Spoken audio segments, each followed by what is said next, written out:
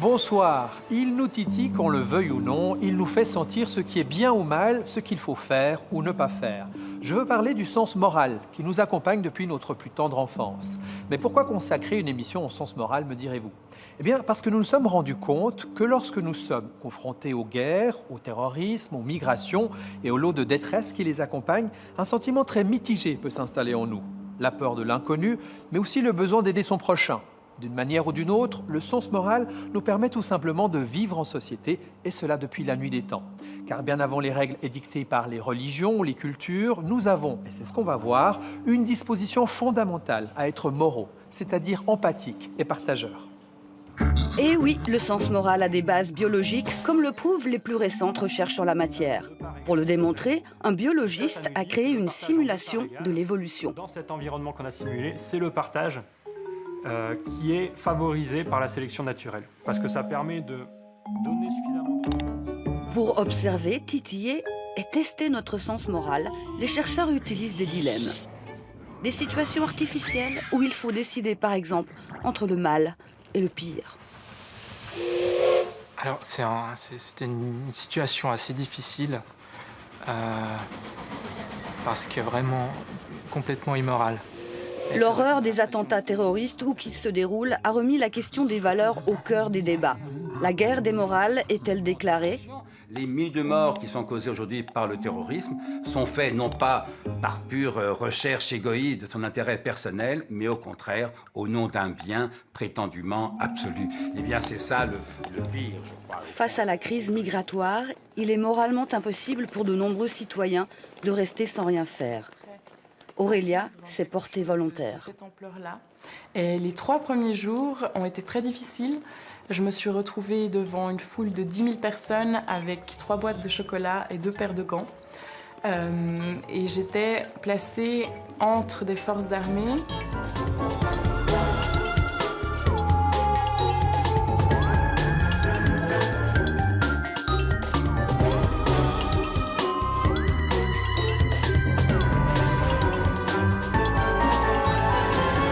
Commençons par un petit jeu de transgression pour tester le sens moral de nos spécimens. Nous les confrontons d'abord à une première situation. Sous l'œil de notre très discrète caméra, un comédien est chargé de jouer au pique-assiette. Il va se remplir les poches de capsules de café. Une complice amorce la pompe en s'indignant. Nos spécimens vont-ils réagir? Il est extraordinaire. Il a pris des capsules à café et... Oui. J'hallucine. Non, mais moi, ça me viendrait surtout pas du tout à l'idée, quoi, de piquer des capsules de café. On en veut 5, on en boit 5, quoi, mais on n'en met pas dans la poche pour partir à la maison. Enfin, ça se fait pas. Je suis d'accord avec toi. Ah oui, non, mais quand même. T'as vu, j'aurais J'hallucine. Non, mais tout le monde... Enfin, ouais, c'est ça, on rigole, mais... Je me serais pas permis une remarque parce que c'est pas mes affaires, quelque part. Donc, je me dis que s'il se fait attraper, voilà, c'est son problème. Je suis pas non plus une balance dans ma nature. Bah, moi, j'ai jamais piqué de capsule de café. Moi, j'aime pas le café, j'en bois jamais. Même pour 3 capsules, comme il disait. Ouais, mais qui veulent un œuf, veulent un bof. Hein. Je l'ai dit le matin même durant cette situation. Je veux dire, voilà, à la limite qu'ils veuillent le faire et qu'ils le fassent discrètement. Si t'as soit une capsule ou 3, c'est pareil. Hein. Oui, c'est ça. Un œuf, voilà. Bah. Non, mais c'est ça, parce qu'après, on s'arrête tout. J'en ai 3 aussi, là, voilà. Je les remets en plus dans la bonne couleur. Nous absorbons de très nombreuses informations, diagnostiques, qui nous permettent de nous faire un avis sur les congénères que nous fréquentons. Et donc, effectivement, nous jugeons les gens sur leur visage, sur ce qu'ils font, sur ce qu'ils mangent, ce qu'ils pratiquent comme loisir. Et bien sûr, dès qu'il s'agit de comportements qui impliquent des normes, des transgressions, nous sommes particulièrement sensibles à les mémoriser, à nous en rappeler. Donc, effectivement, il y a une réceptivité particulière au comportement d'autrui. Nous sommes des machines à évaluer les autres. Même expérience, en plus corsé. Même lieu, même caméra discrète, mais autre groupe de spécimens. Ils vont patienter avec nos complices qui, cette fois, disent être frères et sœurs et semblent s'aimer beaucoup, vraiment beaucoup. Elle a déjà un nom, cette jeune fille? Non. Cocotte, oui. Salut. Marrant, quoi. Ouais, c'est pareil. Hein. Je peux lui faire un petit bec. Oui.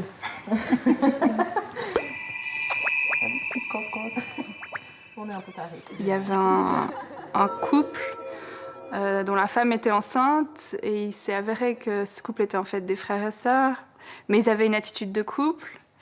Et l'homme était hyper affectueux avec la femme, très proche du bébé, il lui embrassait le ventre, il disait « je vais tonton », etc. Le reste, je veux dire, t'accouches, tu penses à rien d'autre. Hein.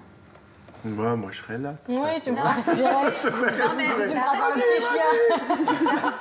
C'est fondamental.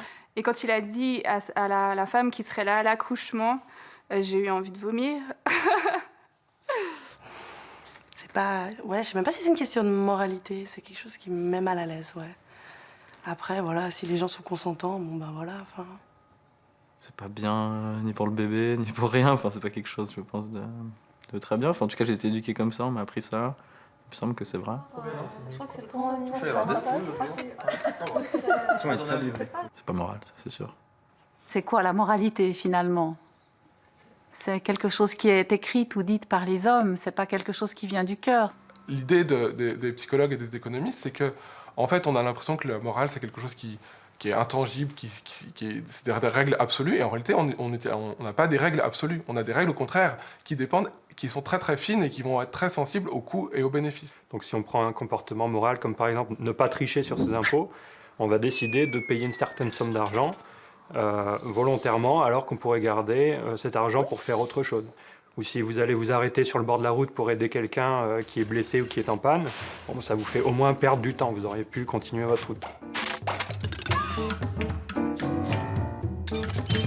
Et ça, c'est un paradoxe pour les biologistes de l'évolution, parce que la théorie de l'évolution, elle nous dit que les comportements qui devraient être sélectionnés, c'est-à-dire les comportements qui vont le plus se répandre au fil des générations, ce sont les comportements qui apportent des bénéfices, pas les comportements qui sont coûteux. Or, les comportements moraux apportent des coûts, donc on se pose la question, comment on a pu devenir moraux? On prend des milliers de décisions morales en permanence dans une journée. On se dit, on va respecter le code de la route, on va pas partir avec la monnaie, on va traiter poliment quelqu'un, etc. Et en fait, à chaque fois, on pourrait se comporter comme un sociopathe. À chaque fois, on pourrait partir avec la caisse, on pourrait passer devant les voitures, on pourrait, etc. On ne le fait pas. On a pris une décision et en fait, on en est complètement inconscient. Mais parce que notre cerveau, en permanence, il a calculé les coûts et les bénéfices. Il a dit, étant donné les coûts et les bénéfices, ton devoir est celui-là. Étant donné l'environnement dans lequel tu es, ta motivation morale est celle-là. Et donc, agis en fonction de ce calcul-là. L'hypothèse qu'on a proposée, c'est qu'en fait, ces comportements, c'est vrai qu'ils sont coûteux, mais ils apportent des bénéfices indirects qui sont cachés. Et un des bénéfices indirects les plus importants qu'ils peuvent apporter, c'est d'être choisi comme partenaire de coopération. Être choisi comme partenaire signifie partager, survivre et se reproduire. C'est ainsi que l'altruisme est passé dans nos gènes. Pour le démontrer, le chercheur a recréé l'évolution à l'aide de modèles informatiques et mathématiques. Il a modélisé une population d'individus programmés pour décider comment se partager les ressources produites en coopérant. Au départ, ils sont tous égoïstes, de couleur grise. Et là, ce qu'on peut voir, c'est que on a des individus rouges qui commencent à apparaître dans la population. Donc on était parti d'une population entièrement égoïste, et là déjà on a un ou deux individus qui vont faire une offre un petit peu supérieure. Ils vont offrir 10% de la ressource. Et c'est là que ça devient très intéressant, parce qu'on est capable maintenant de voir, dans cet environnement très simplifié, quels sont les partages que la sélection naturelle va favoriser. On va pouvoir regarder si par exemple ce sont les individus complètement égoïstes qui vont se reproduire le plus, si ce sont les individus complètement altruistes qui vont se reproduire le plus, ou est-ce que ce sont les individus qui sont, je les appellerais moraux, c'est-à-dire ceux qui vont partager en 2 parts égales par exemple. À la fin de notre simulation, tous les individus partagent en 2 parts égales exactement. Donc ça nous dit que le partage en 2 parts égales, dans cet environnement qu'on a simulé, c'est le partage qui est favorisé par la sélection naturelle. Les philosophes contractualistes comme Rousseau voient la morale comme résultant d'un contrat entre individus mutuellement avantageux, équitable. Elle est donc construite. D'autres philosophes, britanniques le plus souvent, rangent la morale du côté de nos dispositions sensorielles. Nous percevons le bien et le mal comme nous percevons couleur, son ou odeur. La morale, c'est un sens. Le sens moral serait autonome, fonctionnel et inné. Mais selon les plus récentes recherches, on l'a vu, la morale aurait des bases biologiques. Les bébés ne naissent pas moraux, mais ils sont préparés à le devenir. Certains chercheurs font l'hypothèse qu'il y aurait effectivement des idées morales qui se développeraient presque naturellement, qui seraient présentes chez le bébé, chez le jeune enfant. Et ces chercheurs étudient par des techniques assez astucieuses les jugements moraux et les évaluations sociales qui sont produites par des bébés très précocement, en leur présentant des petites scènes simplifiées et en mesurant leurs réactions. Ce que prouve l'expérience menée par la chercheuse en psychologie Kylie Hamlin de l'université de Yale. Les bébés âgés de 6 à 10 mois observent des jouets en bois de forme géométrique. Le cercle rouge tente de grimper la pente. Le carré bleu l'aide. Le triangle jaune l'en empêche et le pousse vers le bas. Après cette scène, on présente les jouets au bébé. À une écrasante majorité, les enfants choisissent celui qui aide, le carré bleu. Ce qui prouve que tout petit déjà, l'être humain évalue ses congénères par la nature de leur interaction sociale. Nous savons instinctivement ce qui est bien ou mal. Nous sommes donc programmés pour être morales, pour savoir ce qui est bien ou mal dans nos comportements. Mais quand bébé grandit, que se passe-t-il? Eh bien, tout dépend de son environnement et de ses fréquentations. Le dessinateur de BD Berthet a évolué dans une famille qui lui a transmis de belles valeurs, mais dans un quartier réputé difficile, avec des copains qui avaient, eux, de toute autre valeur. Un parcours qui l'a mené en prison, il s'en est sorti grâce à ses dessins. Berthet, c'est une œuvre de jeunesse? Alors oui, c'est une œuvre que j'ai faite il y a bien longtemps. Mais il y a quand même déjà une petite morale. J'ai pas attendu Facebook pour écrire sur un mur. C'est mon côté BD. Et je me prends parfois pour un philosophe.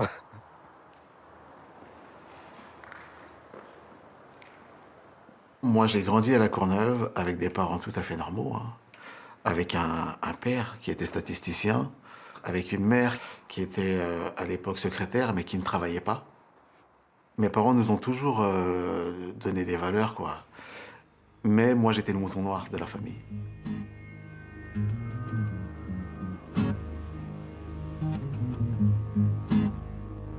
Donc j'ai grandi avec deux modèles.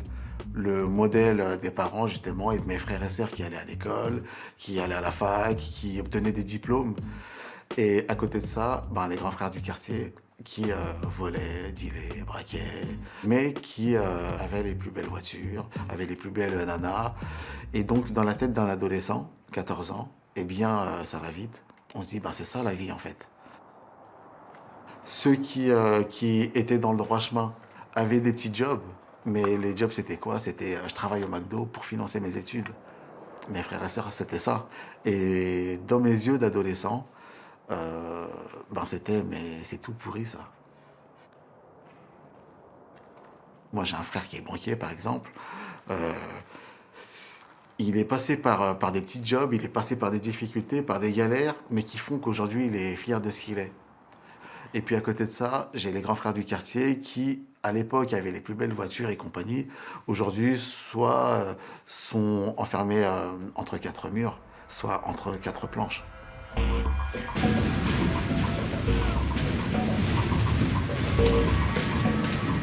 À 29 ans, Berthet est condamné à 10 ans de prison pour braquage.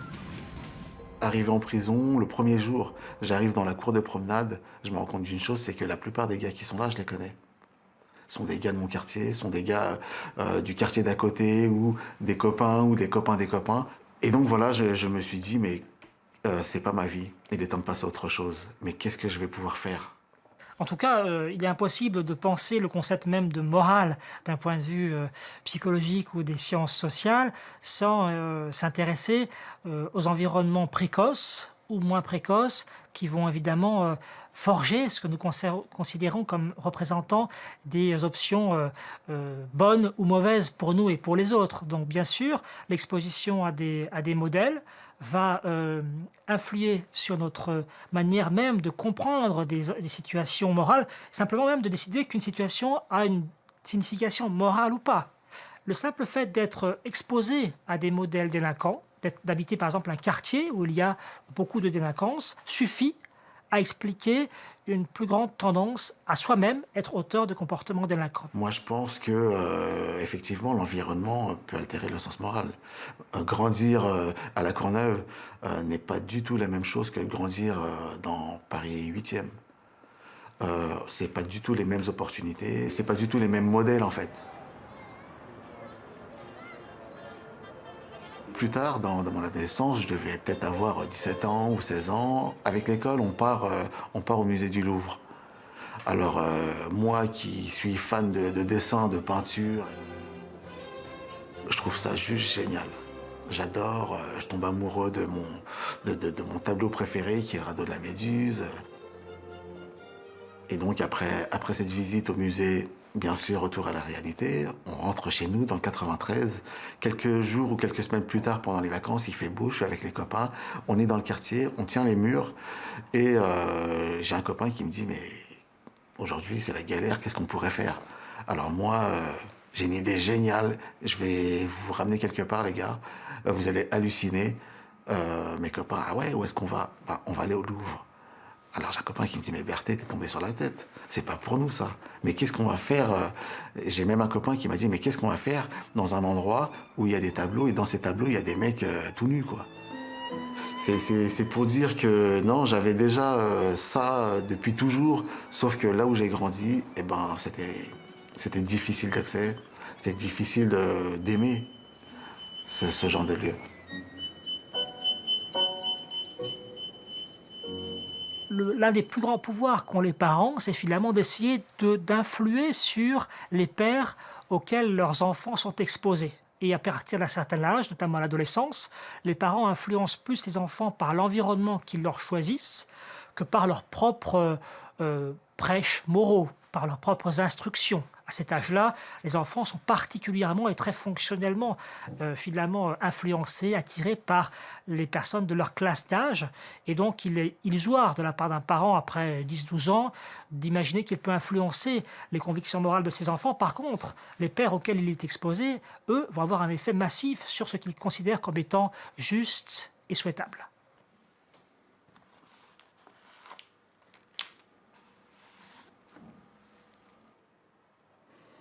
Je me retrouve en prison, mais contrairement à d'autres, j'ai ma famille qui m'a entouré, qui m'a soutenu du début jusqu'à la fin.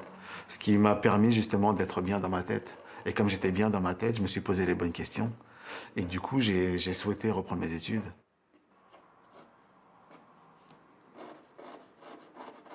Mais surtout, je reprends ma passion première qui est le dessin. Et donc voilà, de fil en aiguille, je me remets à dessiner, on me propose des expos. Et donc, en prison, j'expose. Moi, mon corps reste en prison, mais mes dessins, eux, traversent les barreaux.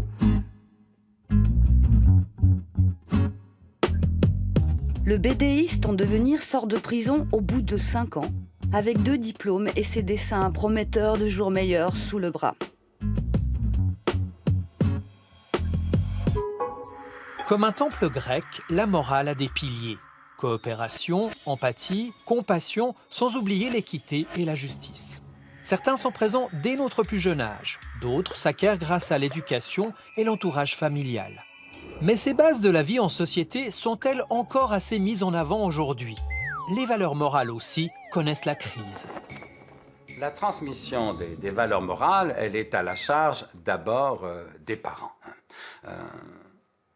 Secondement, de l'école, évidemment. Troisièmement, de ce que j'appelle la culture vivante, c'est-à-dire non pas ce qu'on apprend à l'école, mais les livres qu'on lit, les films qu'on voit, les chansons qu'on écoute. Or, chacune de ces 3 institutions est fragilisée. La famille est fragilisée, peut-être qu'il y a de plus en plus de familles monoparentales, de familles recomposées. L'école est encore plus fragilisée. À mon avis, la crise de la famille est moins grave qu'on ne le dit souvent, mais la crise de l'école est beaucoup plus grave qu'on ne le dit ordinairement.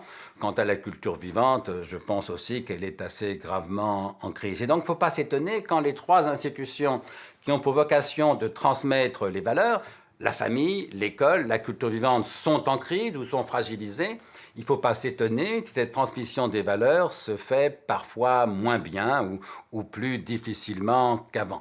Vous ajoutez à ça la question de l'immigration, où il y a des milliers de jeunes qui sont entre deux cultures, dont les parents sont quelque peu déracinés. Vous ajoutez à ça la crise économique, le chômage.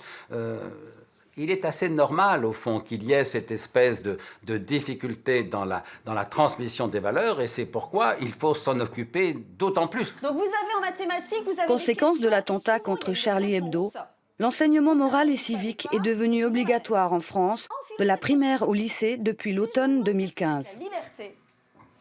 Qu'est-ce que c'est que le bonheur? Aiguiser le sens critique, discuter du bien, du mal, de la vertu, de la vérité ou du pouvoir, rien de nouveau pour cette spécialiste de la philosophie pour enfants et experte en la matière auprès de l'UNESCO.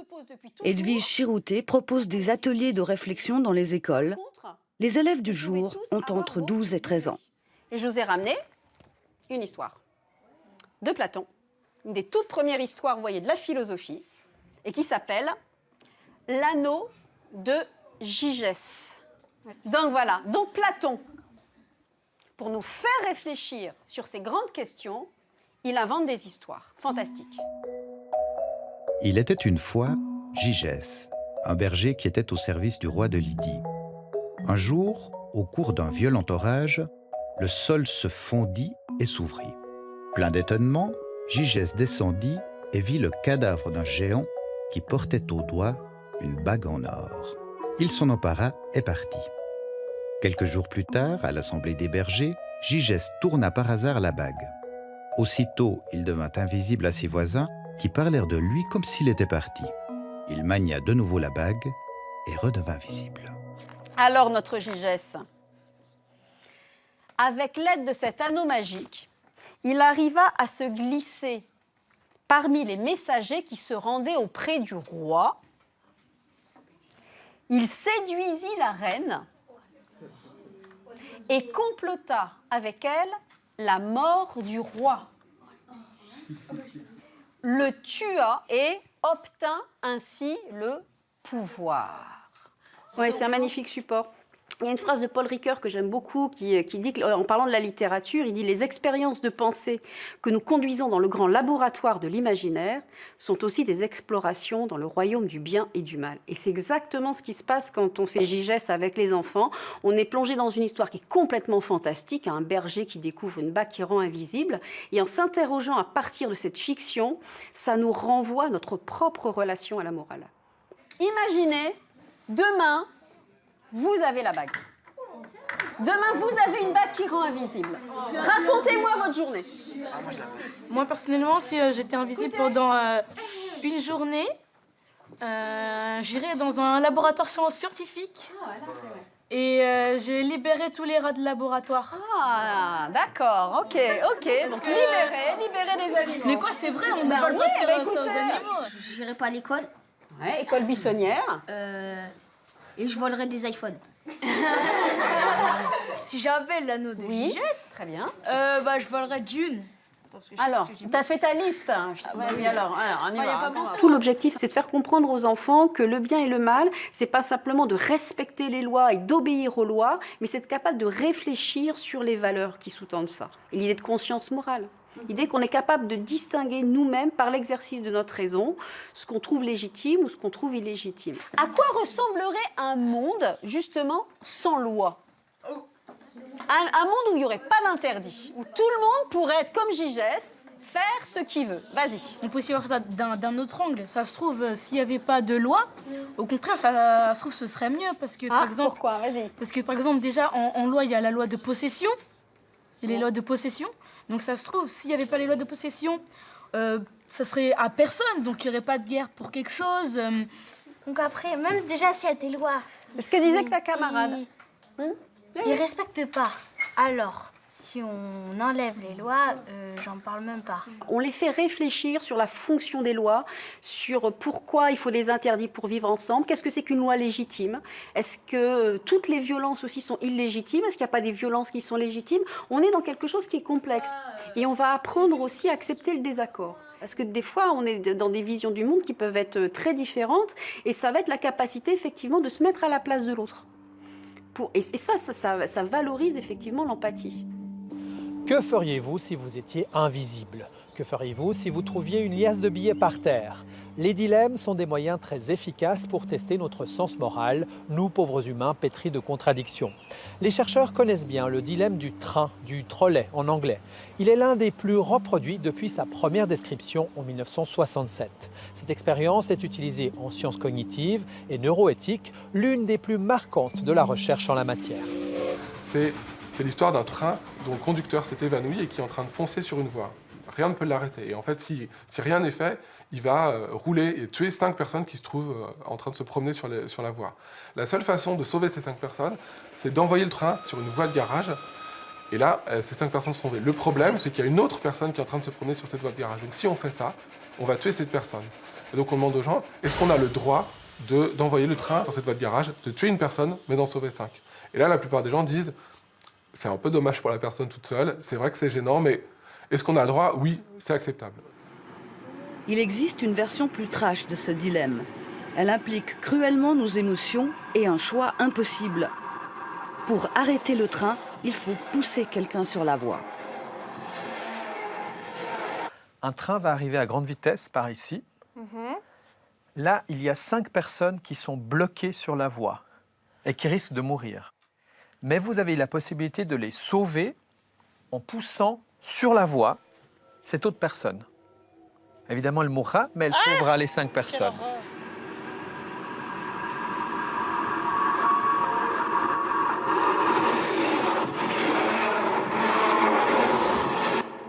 Je me suis dit, je sais pas quoi faire. Après, j'ai vu la fille à côté de moi très près et les autres loin. Je me suis dit, non, mais là, elle est juste là, je peux pas l'acheter. C'est un peu difficile de prendre la bonne décision, parce qu'on veut prendre la bonne décision. Je sais pas s'il y en a une. Mais j'ai protégé la personne qu'on aurait pu pousser. Il y a une mobilisation émotionnelle très importante. Il y a comme une sorte de signal qui nous alerte, c'est pas possible, ça correspond pas effectivement à ce qu'il est possible de faire avec un autre être humain. Vous allez vivre une situation assez stressante, puisqu'il y a un train qui va arriver à grande vitesse par ici. Et là, il y a 5 personnes qui sont bloquées sur la voie. Elles ne peuvent pas bouger. Donc elles risquent de mourir. Sauf si vous décidez de pousser une autre personne qui est là sur la voie. Si vous la poussez, elles survivront, elle mourra. Ou peut-être que vous pouvez aussi ne rien faire. À vous de décider.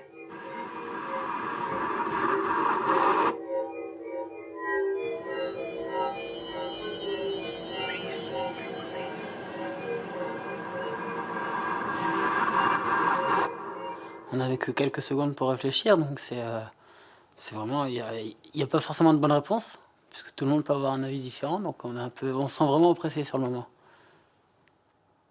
Vous avez choisi de... Ah, j'ai sacrifié une personne. Ensuite, avec un retour, je suis en train de me dire que en poussant une personne sous un train, au final, ça n'en sauve pas 5, puisque le train il continue, donc j'en ai tué 6. Donc je commence un petit peu à culpabiliser. Mais bon, si jamais ça avait arrêté le train, je me dis que j'ai bien fait. Ça me paraissait une décision évidente entre sacrifier une personne pour en sauver 5 ou rien faire. Enfin, ça me paraissait assez logique de sauver 5 personnes. Alors après, on a la personne dans les mains, on la pousse. Oui, mais je préfère sauver 5 personnes. Alors si j'ai l'absolue certitude, bien sûr, on espère que ça ne nous arrivera jamais. Mais en admettant que ça arrive et que vraiment on peut sauver 5 personnes en poussant une personne, on est quand même le héros de 4 personnes malgré tout. Une situation assez difficile, parce que vraiment complètement immorale. Peu importe l'action que j'ai entreprise, c'était mauvais. J'arrive pas à me satisfaire de ce que j'ai fait.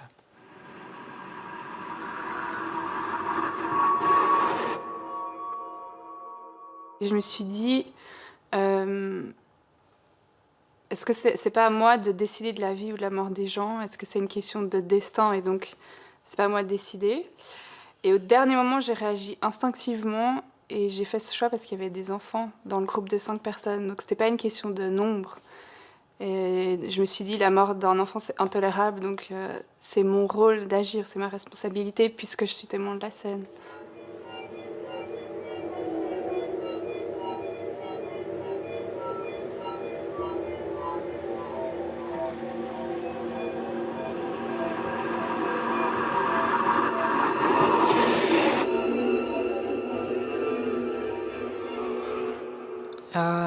parce que j'ai regardé des mannequins et j'ai vu une petite fille qui m'a rassemblé ma fille.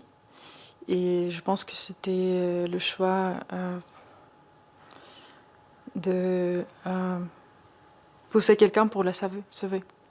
Et j'ai même pensé que si peut-être c'était ma fille vraiment, je pouvais les sauter moi-même. Si le sens moral a des racines biologiques, peut-on en trouver une trace dans notre cerveau?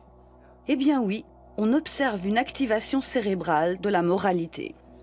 Pour nous le démontrer, le chercheur Gilles Charvit va observer en temps réel les activations du cerveau d'un spécimen placé dans l'IRM du laboratoire Cerveau et Comportement au Centre médical universitaire de Genève. Le volontaire va lire des dilemmes, les uns aussi terribles que celui du train, les autres tout à fait insignifiants. En rouge, on peut voir ce qui se passe quand l'aspect moral est impliqué dans l'histoire. Soit dans un dilemme moral, comme par exemple tuer un personnage pour en sauver 4. Ce type de dilemme provoque l'activation que l'on peut observer en rouge. En vert, on voit les zones activées par un dilemme banal, par exemple prendre le chemin le plus court ou le plus long, quelque chose de complètement banal et sans aucun contexte moral.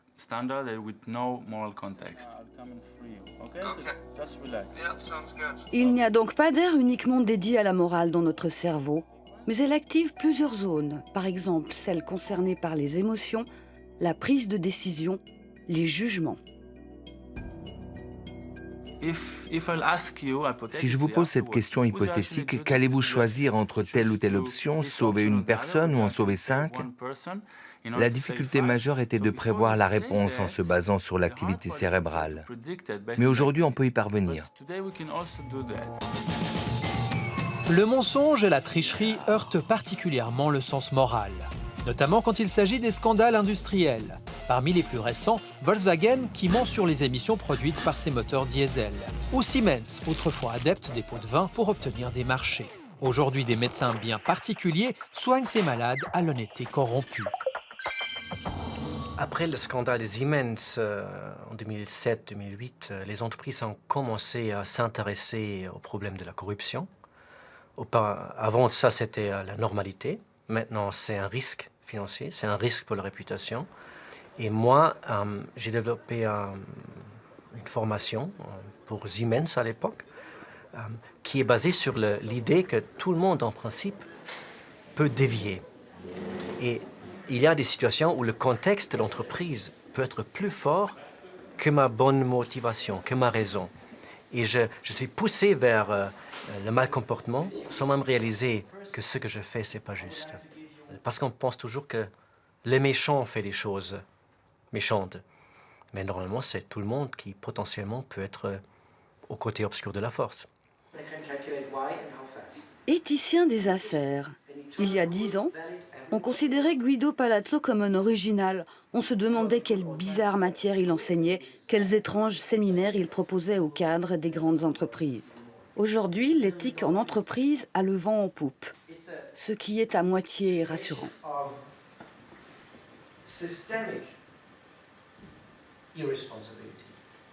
Chez Volkswagen, on a un cas où les managers à l'intérieur pourraient être convaincus que toute l'industrie triche. On a des cas juridiques depuis les années 70 où les entreprises ont triché sur les émissions. Donc il y a le côté illégal, mais il y a aussi le côté borderline moral, parce que tout le monde triche un peu dans cette zone grise entre légal et illégal avec les émissions. Donc si je suis manager chez Volkswagen, je sais que tout le monde le fait comme ça. Ça, c'est un élément. De l'autre côté, j'ai la pression interne. J'ai un top manager, un PDG, qui hurle, qui humilie les gens, qui règne avec la peur. Et si j'ai peur, j'hésite à dire « c'est pas possible d'arriver à ce niveau d'émission que vous avez annoncé au public ». Cette combinaison de culture de peur et routine dans l'industrie, la perception des routines, crée un contexte dans lequel on peut dire « moi, ce que je fais, c'est normal, c'est acceptable ».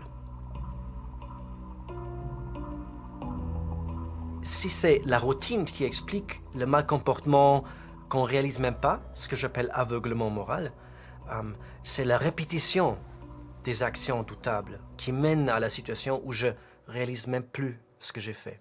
Comme une fois, un manager qui était impliqué dans son scandale disait tu le fais une fois et ça pue, tu le fais encore une fois, ça pue moins, tu le fais une troisième fois, ça pue plus.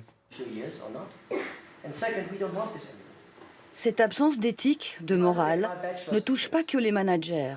Potentiellement, on est tous comme ça, dans nos comportements les plus quotidiens. La vaste majorité des décisions qu'on prend chaque jour, c'est des décisions sur autopilote. C'est des décisions routinisées, des habitudes. Par exemple, si j'achète des t-shirts dans un magasin, je ne me pose pas la question si ou non le t-shirt a été produit sous des conditions dignes. Même si je connais les cas où ce n'était pas comme ça, même si je sais qu'un t-shirt à 5 francs, on ne peut pas produire sous des conditions dignes, j'ignore ces informations parce que ma routine est plus forte. Et les managers sont comme ça. La finance et la politique ont des règles, mais pas de morale. Les individus qui les représentent ont, eux, chacun une morale individuelle.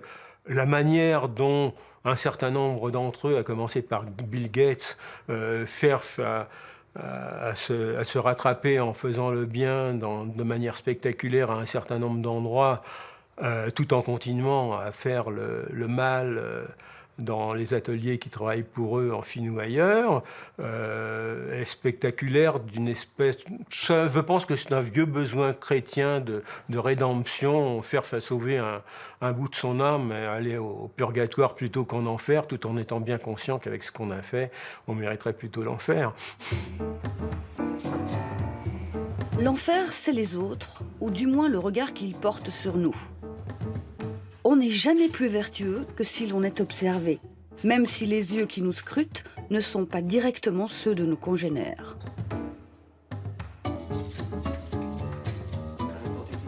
Une expérience britannique, que nous illustrons ici, a cherché à le prouver.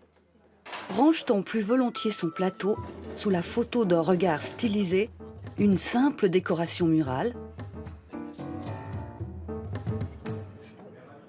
Le simple rappel de la présence d'autrui, qui peut être fait par un œil, suffit à nous rappeler un certain nombre de normes qui sont pourtant en nous, mais qui parfois sont moins prégnantes. Et donc il y a des recherches qui ont été réalisées qui consistaient à mettre en exergue un œil stylisé dans différentes situations, par exemple dans une cafétéria, ou bien le groupe contrôle était exposé à un poster de fleurs, par exemple. Et on a constaté que le taux de comportement conforme aux attentes, en l'occurrence le fait de ranger son plateau, de le mettre sur les chariots, était plus important lorsqu'il y avait un œil que lorsqu'il y avait des fleurs. Comme si effectivement le simple fait de rendre saillante finalement l'idée d'être vu potentiellement rendait plus actives les normes individuelles.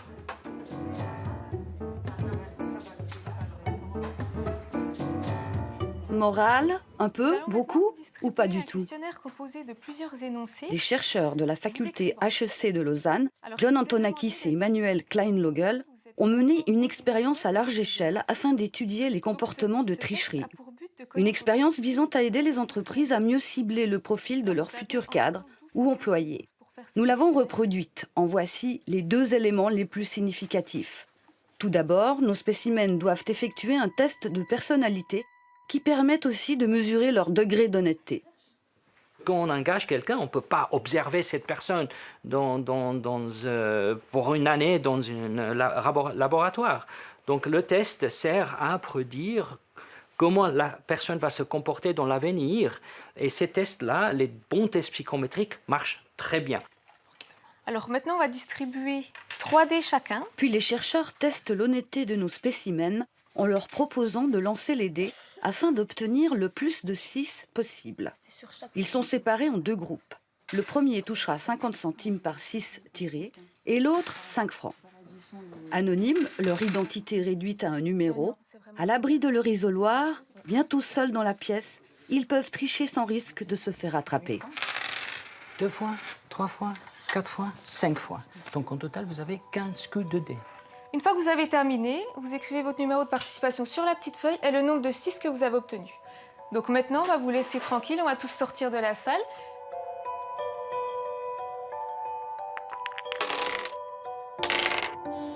Les gens qui sont honnêtes, ils ne vont pas tricher. Même s'ils ont l'autonomie de tricher, ils ne vont pas tricher. Donc ils gardent une constance entre leur attitude et ce qu'ils font dans la réalité. Comme tout le monde est parti, on pouvait tricher sans problème. Mais non, je ne voyais pas le sens de tricher, la somme n'était pas assez grosse. Je me dis que déjà, il faut être honnête avec soi-même. Et donc, non, même le fait que personne ne le sache, à part moi, ça me donne pas plus envie de tricher, non. Parce que moi-même, je me sentirais pas bien de me dire j'ai gagné ça, mais c'est parce que j'ai triché. C'est quelque chose que j'aurais du mal à faire. Mais les gens honnêtes vont pas tricher. Au moins, ils vont pas tricher beaucoup. Donc on observe ça en Suisse aussi. En général, les gens suivent des règles, même si c'est 1 heure pendant la nuit et le feu est rouge, donc les gens attendent. Mais ce n'est pas le cas en Inde ou ailleurs. Donc je ne veux pas stéréotyper les autres pays, mais en général, c'est la culture qui nous explique ce qui est juste et pas juste ce qu'on doit faire, ce qu'on ne doit pas faire et comment on doit agir. Donc d'un côté, c'est la culture, deuxième, c'est la personnalité, et ces deux choses nous chuchotent dans l'oreille si on peut tricher ou pas. Résultat, la majorité de nos exemplaires spécimens n'a pas triché.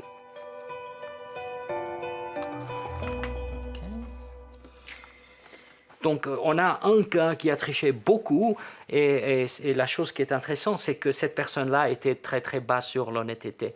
Donc c'est ça qui est intéressant, que les tests d'honnêteté, en fait, captent si la personne est honnête ou pas. Donc les gens répondent de manière assez honnête sur les tests d'honnêteté, même s'ils ne sont pas honnêtes. Tous ceux qui détiennent du pouvoir, chefs d'entreprise, cadres supérieurs ou traders, ne sont pas malhonnêtes, bien entendu. Mais certains ne supportent plus, à un moment donné, de continuer dans le cynisme ordinaire qui régit les affaires. Un changement d'objectif motivé par un besoin urgent de donner un autre sens à sa vie, plus proche des valeurs fondamentales. À ce sujet, le témoignage de l'ancien trader Gilles Vernet est éclairant. Ben voilà, c'est là que tout a commencé. Ah bah tu nous racontes l'histoire là. Je m'appelle Gilles. Avant, j'étais trader. Donc une vie de dingue, les grands hôtels, les riches clients, les écrans. Ça me grisait. Puis à un moment, la machine s'est cassée. J'ai complètement changé de vie. Le trader défroqué est devenu instituteur. Il investit le reste de son temps dans la réalisation d'un documentaire dont ses élèves sont les héros. Le thème, l'accélération, comme pour exorciser ce qui le hantait dans sa vie précédente. Là, j'en parle à mes élèves et là, c'est l'illumination. J'ai l'impression d'avoir des petits sages qui me donnent des leçons sur le temps et la vitesse. On se dépêche alors qu'on reste. Alors qu'on remarque même pas qu'on réalise pas des bonnes choses. Peut-être à l'extérieur. Alors il y a le Gilles de maintenant qui est très ouvert à l'éthique, au sens moral. Et puis il y a le Gilles d'avant. Décrivez-le nous. J'étais pas si différent que je ne suis maintenant. En réalité, on s'aperçoit que beaucoup de gens qui travaillent dans la finance ont plus une conscience et qu'on ne le pense. Simplement, ils sont pris dans un système qui les amène à la cacher, à l'occulter. On a une conscience éthique qui est masquée par la nécessité de faire de l'argent et par la vitesse dans laquelle on est prise dans le cadre du travail. C'est difficile de savoir si le sens moral a déserté notre société. D'une certaine manière, oui, en tous les cas, pour ce que j'en connais dans la finance, au niveau de l'élite. C'est-à-dire l'élite financière à un très haut niveau a un tel pouvoir sur le monde qu'elle poursuit ses propres objectifs vraiment en dépit de toute morale. En revanche, au niveau des salariés, au niveau de la société civile, la moralité, il y a un contre-feu moral, à mon sens, très fort.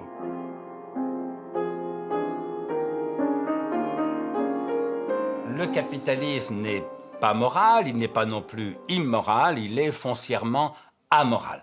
En donnant au préfixe « a » son sens purement privatif.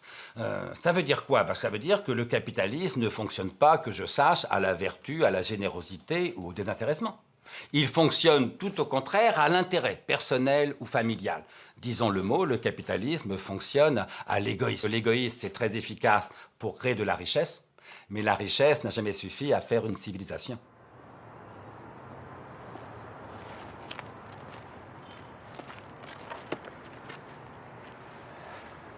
C'était au moment du 11 septembre, autour du moment où j'allais quitter la finance, au moment où il y a eu les attentats. Un de mes collaborateurs, qui était aussi un ami très brillant, très brillant financier, est rentré dans notre bureau alors que depuis 1 heure, on regardait les tours, on regardait ce qui se passait, sans rien faire, un peu tétanisé, en nous disant « Mais qu'est-ce que vous faites là, vous devriez vendre l'aviation, vendre les assurances, puisqu'elles allaient payer tout ça, acheter le pétrole et acheter de l'or. » Mais c'était une vision très cynique des choses, mais qui était très juste. Si on faisait ça ce jour-là, on gagnait vraiment beaucoup d'argent. Ce cynisme ou cette froideur, parce que c'est pas quelqu'un de cynique, je le connais, mais cette froideur m'a questionné sur ma capacité moi-même à en faire preuve.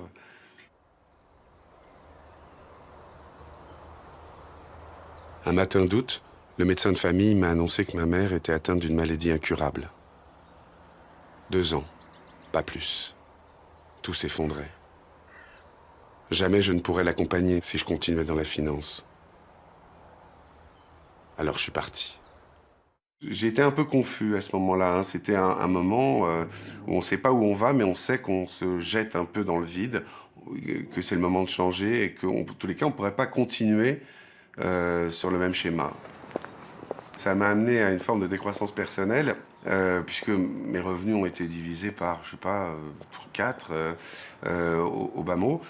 Et je m'en porte pas plus mal, parce que ce qu'on perd en argent, on le gagne souvent en temps.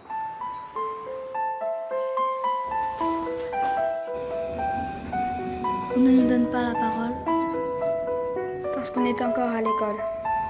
Pourtant, parler aux enfants, ce n'est pas perdre son temps. Je me suis retrouvé au contact des enfants. J'ai trouvé un bien-être, un accomplissement à leur enseigner, à leur transmettre, à voir que c'est transmis, que c'est compris. C'est un sentiment d'utilité très pragmatique, quoi. On voit l'enfant, on se dit « Ah, super, il a compris, on est content, on est utile, quoi ». Et aussi la dimension émotionnelle, parce que les enfants sont assez attachants. La consommation accélère, maman a tombé par terre. Tout ça c'était vraiment trop beau, c'est clair on va tomber de haut. L'intolérance grandissante, l'empathie décroissante, les attentats terroristes qui frappent aveuglément, l'échec du vivre ensemble ont-ils réveillé la question des valeurs, du sens moral dans l'enseignement de Gilles Vernet? C'est vrai qu'avec ce qui s'est passé, on était amené à réinsister dessus. Mais moi, personnellement, j'offrirai un témoignage un peu différent, au sens où, à l'âge des élèves que j'ai, je peux témoigner d'une toute autre réalité. J'ai une population très mixte, c'est une classe de CM2 dans le 19e arrondissement de Paris. Donc entre les Buttes-Chaumont, un parc où vous allez avoir un milieu un peu plus bourgeois, et Pantin, très populaire, vous avez une grande mixité sociale et une grande mixité culturelle. Et jamais j'ai vu un élève, ni de près ni de loin, soutenir des terroristes ou même une idée, on pourrait dire, excessive de la religion. La laïcité et le respect des religions des uns et des autres est assez ancré, à mon sens, dans les élèves, parmi les élèves, entre eux. Ils ne cherchent pas aucunement à s'imposer leur religion ni à en parler. C'est de l'ordre de la sphère privée. Et puis, je peux témoigner aussi que les religions apportent souvent un caractère moral dans les familles. Enfin, des familles religieuses peuvent suivre attentivement leurs enfants, veiller à leur développement et à ce qu'ils ne fassent pas n'importe quoi, quoi. De ce point de vue-là, moi, je témoignerais de quelque chose de plus optimiste. Même si certains des terroristes étaient issus du 19e arrondissement, en tout cas pour Charlie, Donc, mais bon, c'est des cas qui sont quand même souvent de déshérence sociale, avant peut-être même d'être des cas de déshérence morale. C'est sans doute les deux. Alors à quelle morale peuvent bien obéir les pieux massacreurs de Charlie Hebdo ou du 13 novembre? J'ai envie de vous dire, écoutez, posez-leur la question, ou posez la question à ceux qui se réclament du même courant. Mais je suis convaincu, en vérité, qu'ils se réclament d'une certaine morale. C'est-à-dire que je crois qu'on se trompe et qu'on simplifie à l'excès quand on résume tout par le mot de barbarie. Si un barbare, c'est quelqu'un qui n'a aucune morale, qui ne vit que pour ses pulsions, ce n'est pas le cas de ces terroristes, parce qu'au fond, alors je ne rentre pas dans le détail de tel ou tel profil biographique, mais au fond, ils se battent, ils tuent atrocement pour une cause, en l'occurrence religieuse et politique à la fois, qu'ils croient juste. Ça serait au fond très simple si c'était uniquement des salauds, des méchants, des barbares. Mais le pire, c'est qu'en effet, ils se réclament d'un certain nombre de valeurs. Vous savez, quelqu'un qui ne chercherait que son intérêt personnel, le pur égoïste. Il pourrait voler, violer, tuer parfois, mais il n'aurait aucune raison, aucun intérêt à faire des massacres. Or, les millions de morts qui ont été causés par les guerres, de religion, mais pas seulement de religion, les milliers de morts qui sont causés aujourd'hui par le terrorisme sont faits non pas par pure recherche égoïste de son intérêt personnel, mais au contraire au nom d'un bien prétendument absolu. On le voit très bien dans le monde terrible dans lequel nous vivons actuellement, à cause d'abord de l'intolérance fondamentale de la plupart des religions. On parle aujourd'hui beaucoup de l'intolérance islamique à cause en particulier de ce crime d'apostat qui est dénoncé par les extrémistes, par le fait aussi que le programme de certaines organisations serait de convertir l'ensemble de la planète à leur forme de religion, à l'exclusion de toutes les autres. Mais on a quand même la mémoire courte si on oublie qu'un certain nombre de sectes chrétiennes ont des fonctionnements analogues aujourd'hui, et surtout que toutes les églises fonctionnaient de la même façon il y a quelques siècles. Ça ne fait pas si longtemps qu'on brûlait les sorcières et les apostats, et que l'Inquisition en Europe a fait des dégâts assez comparables à ce que l'on voit ailleurs aujourd'hui. Mais encore plus récemment, il n'y avait pas grand monde qui agissait face à la misère des populations jetées sur les routes par les guerres en Irak et en Syrie.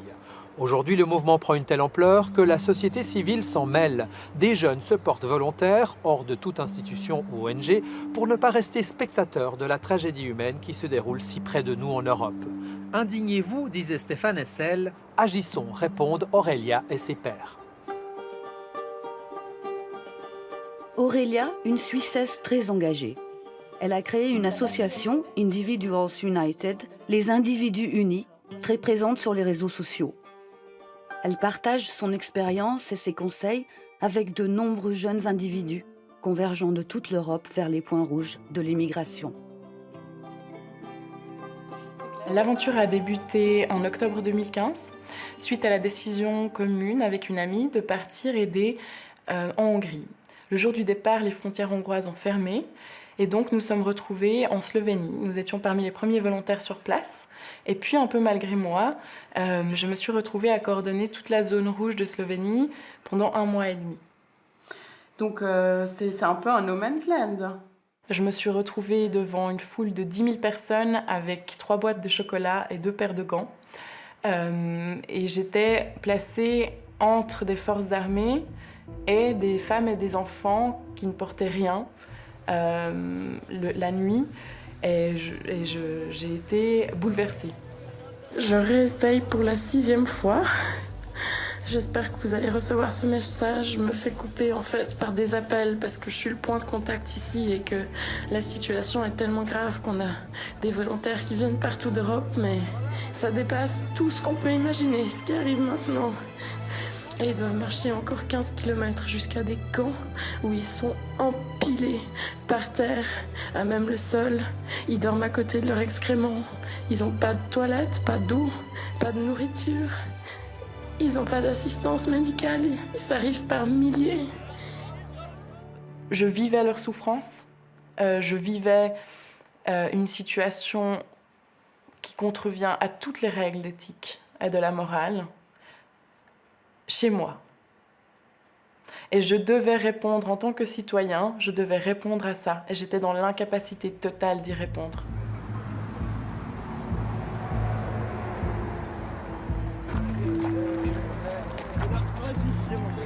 Je crois qu'il faudrait arriver à un monde dans lequel, a priori, chacun serait prêt, avec une certaine méfiance bien sûr, mais serait prêt d'abord par principe à être empathique vis-à-vis de celui qu'il rencontre. Ça suppose d'abord que l'on reconnaisse l'autre comme appartenant à la même catégorie. Alors, pour cela, il ne faut évidemment pas qu'il y ait de distinction raciale, il ne faut pas qu'il y ait de distinction nationale, il ne faut pas qu'il y ait de distinction culturelle. Il faut que je sois prêt à avoir la même attitude vis-à-vis de la femme qui est en face de moi, qu'elle ait un piquant de porc-épic en travers du nez, qu'elle ait un chiffon sur la tête ou qu'elle soit les cheveux nus. Et c'est peut-être en raisonnant sur des choses comme cela qu'on pourrait faire changer certaines attitudes. Vous aurez un sac d'habits avec 2 écharpes. Aurélia, ce jour-là, reçoit 2 volontaires qui s'apprêtent à partir à Calais. Elles pourront compter sur les dons en espèces pour acheter des denrées de première nécessité sur place, emmener des vêtements chauds et autres petits riens indispensables à ceux qui n'ont plus rien. Le sens qu'Aurélia a donné à sa vie, c'est une immense empathie, un sens moral inébranlable. Je vous remets les 2 sacs. Le sens moral que je donne à ma vie et le sens moral que je donne à mes actions provient justement de celle-ci.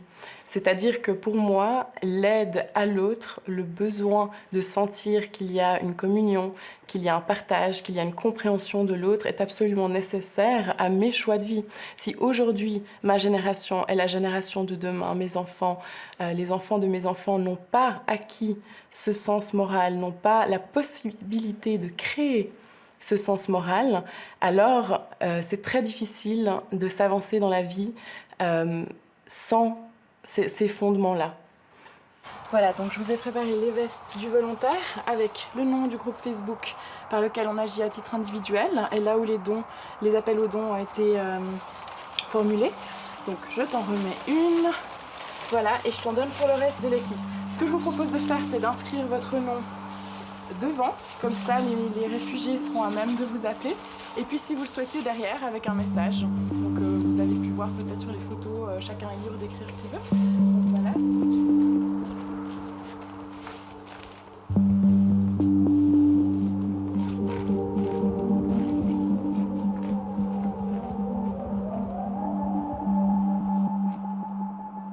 Vous savez, il y a une très belle chanson chantée entre autres par Jules Vigneault, mais chantée en trio avec 2 de ses collègues. Quand les hommes s'aimeront d'amour, il n'y aura plus de misère, les soldats seront troubadours et nous serons morts, mon frère. C'est ce qu'on appelle le paradis. Voilà, quand les hommes s'aimeront d'amour, quand l'amour ou la morale, l'amour et la morale régneront en maître, nous serons au paradis. Eh bien, je ne voudrais pas vous décevoir ni vous inquiéter, mais le paradis, nous n'y sommes pas. Nous sommes au monde. Et dans ce monde, ce qui règne, c'est effectivement plus souvent l'égoïsme que la générosité. Je pense qu'on doit avoir une morale individuelle. Moi, la mienne, ça consisterait à chercher à ne pas aggraver les choses et à vivre autrement, puisque la manière dont vivent la plupart des gens à l'heure actuelle ne nous prépare pas à un avenir très satisfaisant. Quand les hommes vivront de l'amour, il n'y aura plus de misère.